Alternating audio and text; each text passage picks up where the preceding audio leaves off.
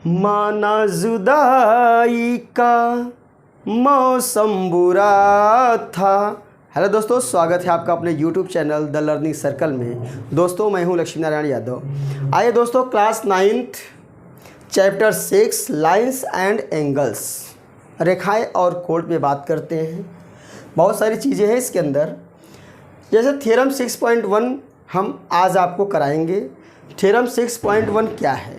ये थ्योरम है, यदि दो रेखाएं परस्पर प्रतिच्छेद करती हैं तो शीर्षाभिमुख कोण बराबर होते हैं। वैसे तो जो प्रमेय होता है, थ्योरम होता है, वह एक प्रकार से फॉर्मूला होता है, पर उस फॉर्मूले को भी आपको प्रूफ करके दिखाना होता है। ठीक है, तो आइए फटाफट करके देखते हैं।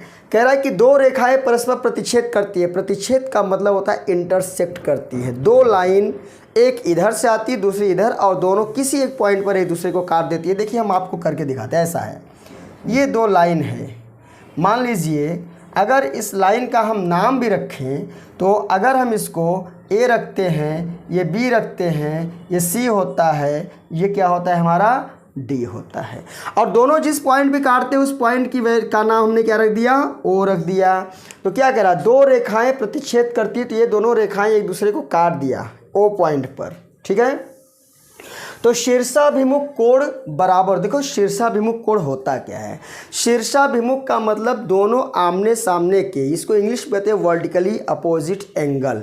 यानी जो भी अपोजिट एंगल है, मतलब क्या, ए ओ सी एंगल तो ऐसे ही पढ़ा जाएगा, ए ओ सी एक एंगल ये है। अब इसके जस्ट अपोजिट एंगल क्या है? एंगल बी ओ डी, क्योंकि ये तो हमारा ओ है ना, ये ओ है ना, ये ओ है, इसलिए बी ओ डी। तो क्या हो गया, यहाँ पर एक शीर्षाभिमुख कोण ए ओ सी, इसके सामने बी ओ डी आपको मिल गया। दूसरा भी होगा, इसमें दो जोड़ी शीर्षाभिमुख कोण यानी वर्टिकली अपोजिट एंगल्स, दो जोड़ी होती है। There are two pairs of vertically opposite angles. क्या होता है दूसरा? ए ओ डी, देखो ये है, एक तो ये है, इसके सामने क्या होगा? जस्ट बी ओ सी, ये वाला हो गया। ठीक है ना, इसका मतलब क्या होता है, दो शीर्षाभिमुख कोण, दो वर्टिकली अपोजिट एंगल्स, यहाँ पर अगर कोई दो लाइनें एक दूसरे को कट करती हैं तो बनते हैं। हमको प्रूफ क्या करना है कि दोनों कोण बराबर होते हैं, शीर्षाभिमुख कोण बराबर होते हैं। मतलब क्या, इसके सामने का ये एंगल और इसके सामने का ये एंगल, यानी क्या हमको प्रूफ करना है, टू प्रूफ दैट, यानी सिद्ध करना है कि, हिंदी में भी लिख सकते हैं, सिद्ध करना है कि क्या, हमको इसके सामने का A O D is equal to B O C कर सकते हैं। Angle A O D is equal to angle B O C, इसको प्रूफ करना है। दूसरा, A O C, angle A O C is equal to angle A O C B O D, इसके सामने का एंगल बी ओ डी। इन दोनों को हमें क्या करना है? इक्वल प्रूफ कर देना है। देखो, एक नियम होता है, रूल होता है कि अगर कोई एक लाइन इस तरह से स्ट्रेट है, उसके ऊपर कोई दूसरा एंगल इस तरह से खड़ा हुआ है, तो लाइन खड़ी हुई है, इसको किरण बोलते हैं यानी रे बोलते हैं। तो इस रे के द्वारा यहाँ पर जितने एंगल बनते हैं इस सिंपल लाइन पे, स्ट्रेट लाइन पे, तो उन सभी एंगल्स का जो सम होता है 180 होता है, उनका योग 180 होता है। देखो, जैसे ये कोई सिंपल लाइन है, यानी सिंपल लाइन मतलब स्ट्रेट लाइन है, सीधी लाइन है, इस पर कोई भी एक एंगल खड़ी हो, कैसा भी सीधा टेढ़ा मेढ़ा जैसा खड़ा करना है उसको, आप एक किरण को खड़ा कर दिए, रे को खड़ा कर दिए। अब यहाँ पे दो एंगल, एक एंगल तो ये बन रहा है ये वाला, और दूसरा एंगल हमारा ये बन रहा है, तो दोनों एंगल का सम कितना होता है? 180। हमने क्यों बताया? क्योंकि अभी इस पे लागू होगा। इसे हम रैखिक युग्म कहते हैं। क्या कहते हैं? रैखिक युग्म कोण के नाम से हम इसको जानते हैं। चलिए, अगर शुरुआत करते हैं हम, पहला हम शुरुआत करते हैं इसको ए ओ डी बी ओ सी के बराबर प्रूफ करने। देखो, ए ओ डी और दूसरा क्या है? B O C, B O C, इसको प्रूफ करना है। तो ध्यान दीजिए, पहले हम इस लाइन को ले लेते हैं। हम लिखेंगे क्या? लिखेंगे क्या? रेखा, रेखा A B, Rekha A B, जिस पर क्या लिखेंगे? जिस पर किरण, कौन सी किरण खड़ी है भाई? ए बी पर ओ डी खड़ी है ना, किरण ओ डी खड़ी है, ऐसा हम लिख सकते हैं। इंग्लिश में लिख सकते हैं कि ray O D is stand upon या stands on A B, line A B. ठीक है ना, ओ डी पर खड़ी है, तो जब ए बी पर ओ डी खड़ी है तो यहाँ पे A O D, angle A O D plus angle B O D BOD is equal to 180।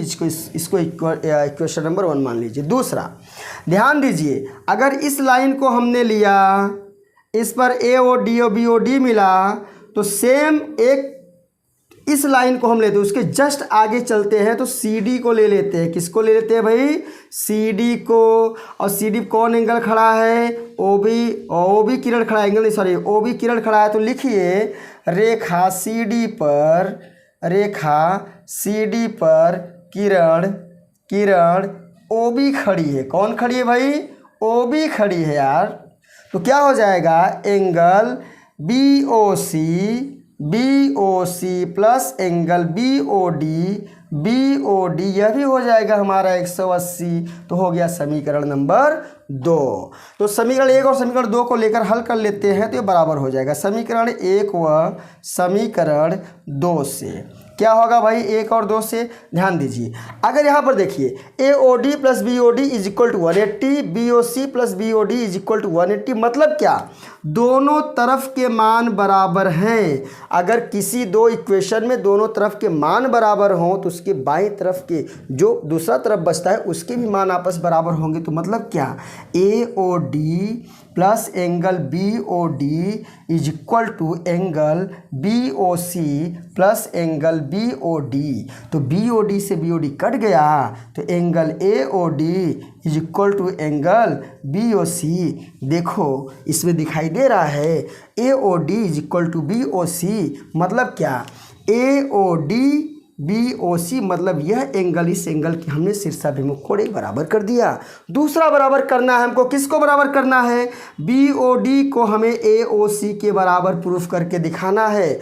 उसको हम कहाँ करेंगे? यहीं करके आपको दिखा देते हैं, यही हम करके आपको दिखा देते हैं। देखिए हो जाएगा इतने में ही। देखिए क्या होगा, करना क्या है हमको किसको प्रूफ करना है? AOC। देखो AOC कहाँ रहा है? AOC है और दूसरा BOD आ रहा है, कोई बात नहीं। अब इस रेखा को लेंगे AB को, इसके ऊपर क्या खड़ी है? OC को खड़ी करेंगे। किसके ऊपर?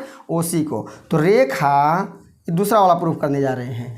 रेखा AB पर क्या खड़ी भाई? OC खड़ी है। किरण OC है, हाँ किरण लिख देना, किरण OC खड़ी है। कोई दिक्कत नहीं है। तो दो एंगल बनेगा AOC, angle AOC plus angle BOC is equal to 118। इसे हम इक्वेशन नंबर 3 मान लेंगे, यानी समीकरण नंबर 3। आगे देखिए, अब ध्यान दीजिए, इसको तो हमने ले लिया, BOC आ गया, दूसरे वाले में भी BOC आना चाहिए। तो यानी कि हम किसको लेंगे? इसको लेंगे। क्यों लेंगे भाई? समझिए, आप बोलोगे इसको लिए हैं सर, तो आप इसको लिए हैं, तो आप इसको ले रहे हैं, तो इसको जब हम लेंगे तो यानी BOC इसमें और BOC पहले वाले में भी आएगा, दोनों में कॉमन होगा, तभी हमने इसको लिया। और यहाँ पे OB खड़ा है। ऐसा नहीं कि इसको लेके OA खड़ा कर दो तो उससे कोई मैच ही ना करे। जो मैच करे, जो एक कॉमन मिले उसको लिया जाता है। यानी कि जब AB लिया तो यहाँ पर BOC आया, जब CD लेंगे तो BOC कॉमन आएगा और BOD भी आपका आ जाएगा। तो फिर लिखिए रेखा CD पर किरण क्या खड़ी है भाई? OB खड़ी है। कौन खड़ी है? OB किरण खड़ी है। तो हो जाएगा, देखिए CD पर OB खड़ी, तो एंगल BOC, CD पर क्या है? CD पर BOC और BOD, तो angle BOD plus angle BOC बराबर 180। यहाँ पर भी देखिए समीकरण 3 और 4, तो यहाँ लिख देंगे समीकरण 3 व 4 से क्या मिलेगा? 3 और 4 राइट का बराबर, तो लेफ्ट भी आपस में बराबर हो जाएंगे। तो angle AOC plus angle BOC बराबर angle BOD plus angle BOC cut गया, तो एंगल AOC बराबर एंगल BOD। यही तो हमको दोनों प्रूफ करने को दिया था। ये दोनों हमने आमने सामने के एंगल को क्या कर दिया? प्रूव कर दिया। दोस्तों ये थ्योरम हमारा हो गया और एक्सरसाइज के क्वेश्चन हम अगले वीडियो में लेकर आएंगे। तब तक के लिए बाय।